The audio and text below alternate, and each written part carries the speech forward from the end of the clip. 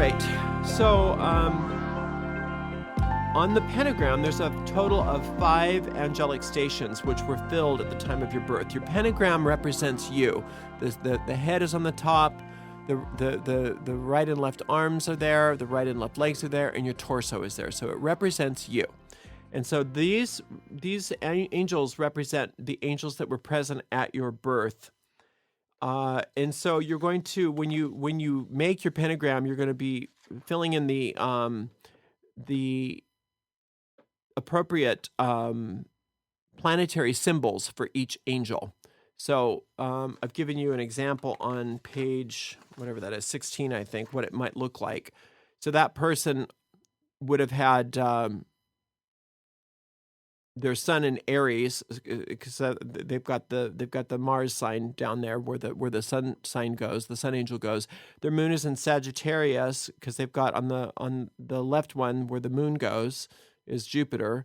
They've got Leo ascending because they've got up there on the top the symbol for the sun. That's where that goes. They were born in the angelic hour of Aquarius, so they've got Uranus there where that angel goes, and they were born on a Friday. So they've got the symbol for Venus, where that goes. And if you see on page 15, it tells you which station goes in which part of the pentagram.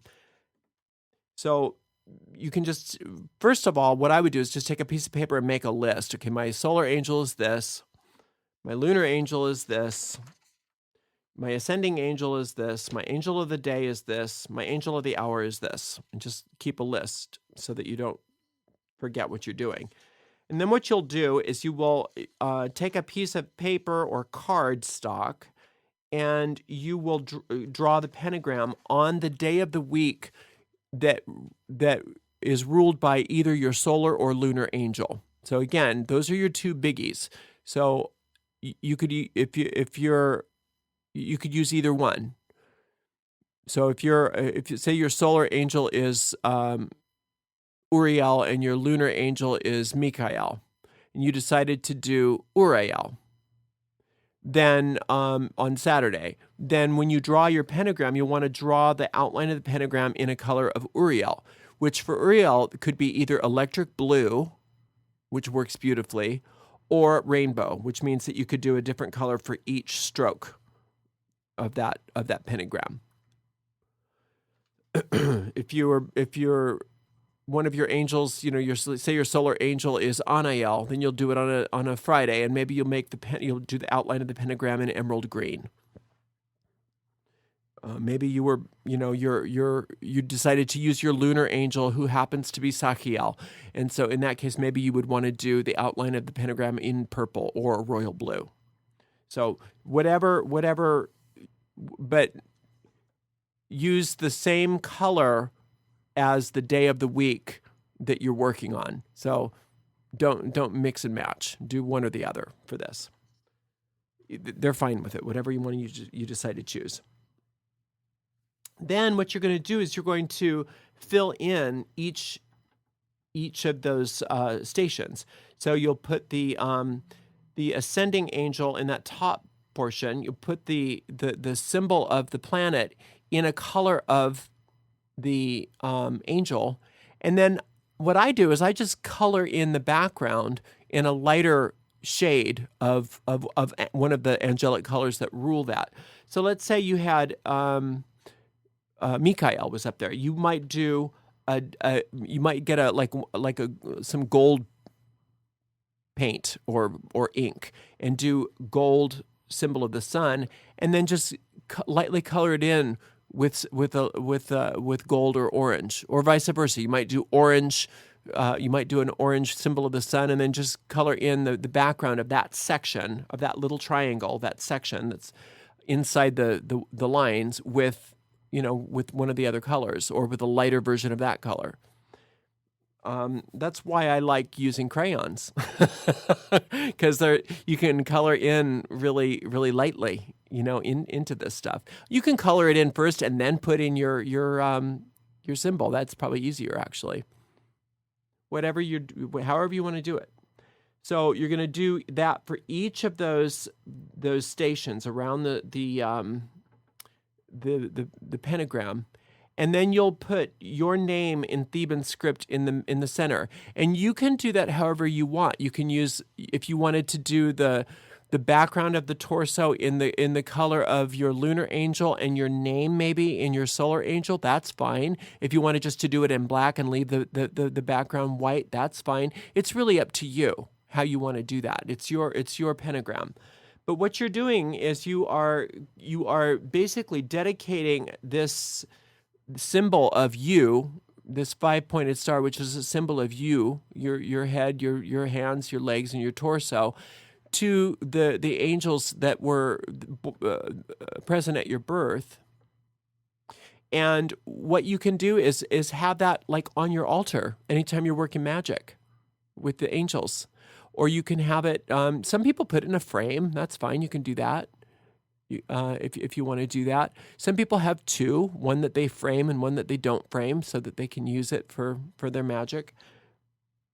But it's a protective amulet, and it's a source of power for you. It's a great mandala, if you will, to sit and meditate with, because it's specific to you. Ariel, I had a question. Yes. Is there any significance or interpretation that we should draw? Like, for instance, I know 3 out of 5 of these right now are Samael for me. Yeah, I only have 2. I only have 2 angels in each in each of the 5 stations, and that's just how you are. It's just you, and that's fine. So you're going to have a very red and pink and very flamey looking pentagram, and that's fine. Does it lend any significance to calling on that particular angel more, or would you still? Well, yeah, you're probably going to be using Samael a lot because you're very keyed into him. But remember, you can call on any angel that you want, for whatever purpose that you've got. You don't want to call on Samael for something that he doesn't rule. But you're definitely obviously real akin to Samael, So that's fine. That's fine. I'm all Samael and Uriel. That's all I have. It's almost I think it's 3 Uriel and 2 Samael or something like that. So some people, I just didn't know if there was special significance to that. No.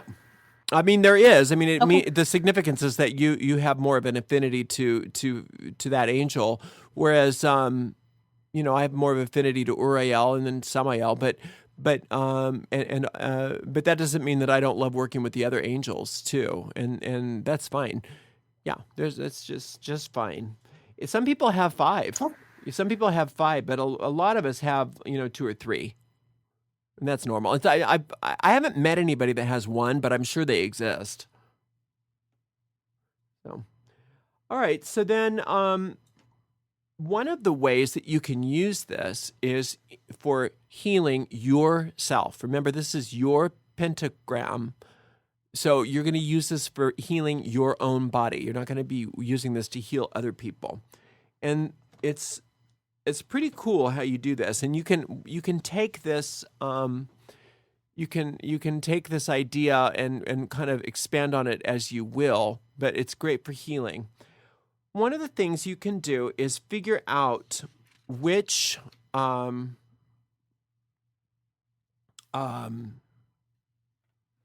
angel rules the ailment or the part of the body that is in question. And what you do is, what happened to that? Oh, here we go. What you do is you take your that angel that on that particular angel's day of the week, and you'll draw on a white piece of paper one section of the pentagram that represents that section of your body. So let's say that you've got something going on with your left arm. So look at the left part of the pentagram. It's the one that says Angel of the Hour. So it's not don't do it as a mirror image. Do it as if left on the paper is left on your body. So if it's left hand, Angel of the Hour is what that one is what you're going to be using. I'm just using that as a point of reference. So you'll take, since that part of the pentagram represents your left arm, you will find the angel that rules whatever the ailment is, and you will draw that. First of all, you're going to draw that little triangle facing that way on a piece of paper, and you can use the color of the angels that you're petitioning, their color, to draw it, and then you'll just cut it out. You'll just cut out a little triangle right around the ink that you've drawn or the pencil that you've drawn. And you will draw the planetary symbol of whatever angel rules your ailment inside that. And then very briefly in an angelic script, either one that you want, you're going to write very briefly what it is that you want, probably on the other side, such as heal left hand or heal left arm. And then you're going to take this little triangle, this little talisman that you made, and you're going to put it on top of your angelic pentagram, right on top of that same part of the pentagram there. So you'll take the little triangle that you've just cut out, and you'll lay it right down on top of that left arm on your personal pentagram, and leave it there until you've achieved your healing. And what you can do is you can do this in conjunction with one of your invocations on, like from the first lesson. So say you did a tablet for the same thing. So you did a banishing, one of the Bua banishing things, and you wrote down, banish pain in my left arm. And then you also did this, you cut this out and stuck it on top of your your pentagram. And then you could bless those things. And then when you rip up the Bua thing, you'll also rip up that little piece of paper, because that's the banishing. So you've just banished it. Or conversely, if you're doing an invoking version of it, so you're invoking for healing, you're bringing more healing to your left arm rather than banishing the condition.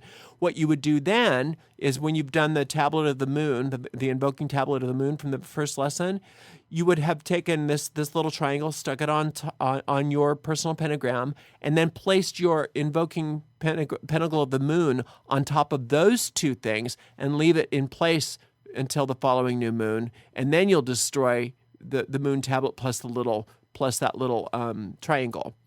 Some people, what they'll do is they will take the little triangle and they'll place it on there to bless it, and then they'll take the little triangle and carry it with them for that month, or carry it with them until the healing has occurred.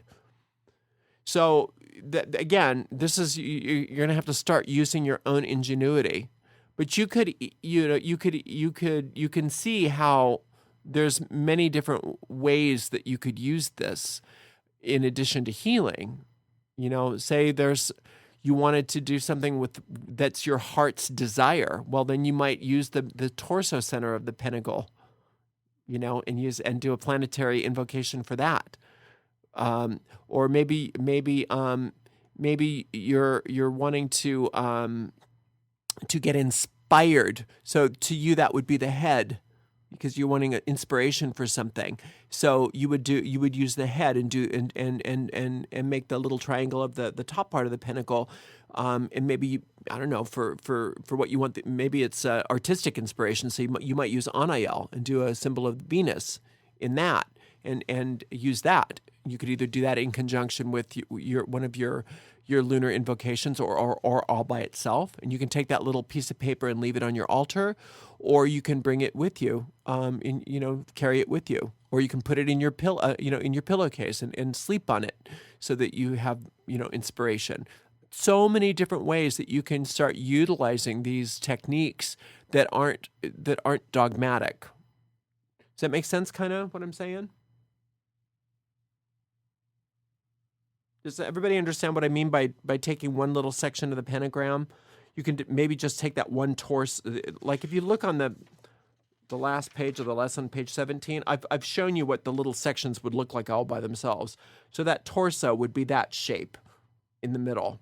You would actually draw just that by itself on a piece of paper and cut around it, so that it's just that little piece of paper. And let's say you had some stomach problems, you might put the symbol of the moon down toward the stomach. Or maybe, for breast cancer, you might put two little symbols of the moon where the breasts would be, etc. Or maybe you've got spinal problems, and so you might want to do little, like a whole row of little solar symbols down the center of that, representing your spine. Or if you know the exact place where the vertebra is, kind of try to get it in where that would be on your spine, kind of thing. And don't be fooled by the simplicity of these kinds of things. It's really speaking very deeply to your deep mind, and also starting to utilize more of the angelic energies in a practical way. Again, with all of this, you can start to incorporate some more of your other correspondences to create more of a full ritual for yourself. So it's not only physical healing, although it's a great way to use this, but you can use it for any kind of spell work. If you can relate to where on the physical body that spell would be represented. Now again, if you look on your correspondences, different parts of the body are sacred to certain angels based on zodiacal attributions.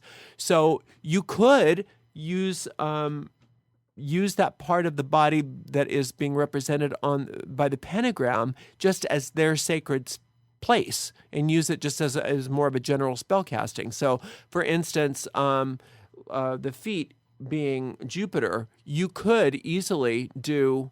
You could easily put a symbol of Jupiter on the feet part of that of those two little, just cut out those two little triangles for a Jupiter spell. But remember, that's more of a Jupiter Piscean spell, rather than a Jupiter Sagittarius spell.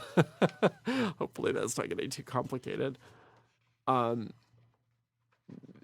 for Sachiel, if you look at the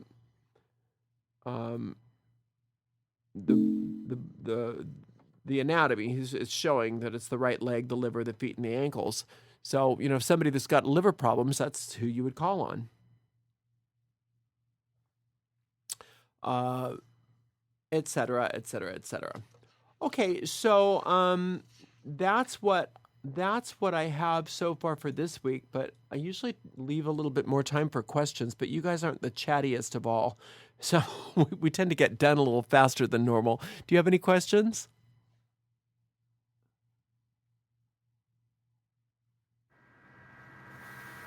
Hi, do you suggest keeping a separate altar specifically for your angel magic? No, I don't. I just have the one, but you can. There's nothing wrong with that. I just don't like to have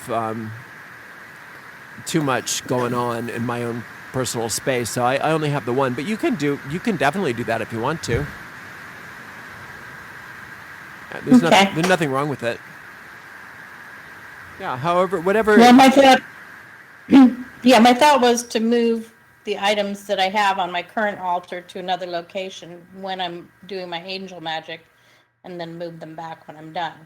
Is that sure appropriate? However you want to do it. And again, there's nothing that on your regular altar that that would offend the angels, but you just want to keep whatever is on your altar when you're doing a spell. You want to make sure that there's nothing that's a distraction from the energy that you're working with. Okay. Yeah. All right, thank you. Sure. Who else? Anybody else have a question? All few of you that are on this call. It's so funny. I get so many emails. Oh, I can't be at class today. I can't be at class tomorrow. I can't be at class this week. Thinking, gosh, I hope it's not just me.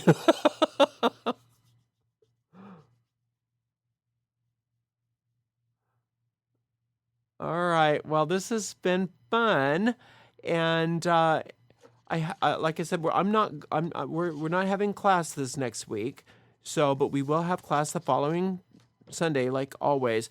But I'm looking forward to hearing from you to find out what kinds of experiences you're having as you start to do more of the stuff that we've been discussing as the moon phase moves into the new moon, which is really tomorrow. I mean, you could technically do it today, but I start most of my stuff tomorrow. And see, the thing is, when the new moon falls on a Monday, it's extremely auspicious. So to me, tomorrow is the new moon just because it's kind of dark today. There's no real crescent. So if I were you, I would get some white flowers and for tomorrow and put them out so somewhere where the moon can see them in your home for blessing. And don't forget to take your wallet out tomorrow night. And even though you won't see the moon except for a second, but right around dusk you can see the moon. And take all of the money that you have in your wallet and turn it over piece by piece several times so that the moon can see the money and that your money is being infused with that energy, so that you can have a little bit more money for the month. New moons on Monday are extremely auspicious, so I would utilize that time. And it's going to be a really good, especially since the new moon is on a Monday, it's going to be extremely auspicious for you to do your first Shekinah ritual this Friday, because remember the Shekinah ritual draws from Gabriel to Anael. So it's going to be a good time if you can make it happen. Again, if you can, it's no big deal. But if you can make it happen, do your Shekinah ritual this coming Friday. It's going to be really, really a nice week for that. All right, and you can and remember that the first lesson, those squares.